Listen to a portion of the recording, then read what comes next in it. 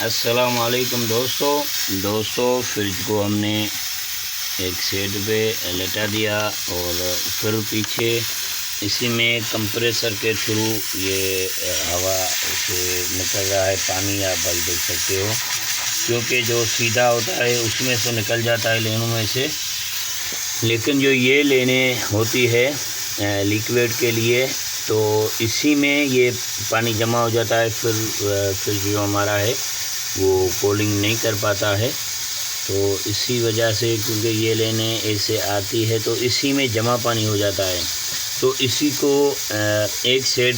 पे लेटाने का मकसद कहने का ये है कि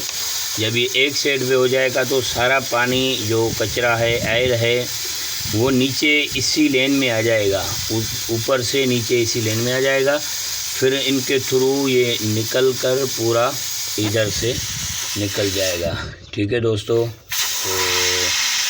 ये वीडियो आप भाइयों को पसंद है तो लाइक करो, शेयर करो और कमेंट में बताओ तो आप भाइयों को ये वीडियो कैसा लगा।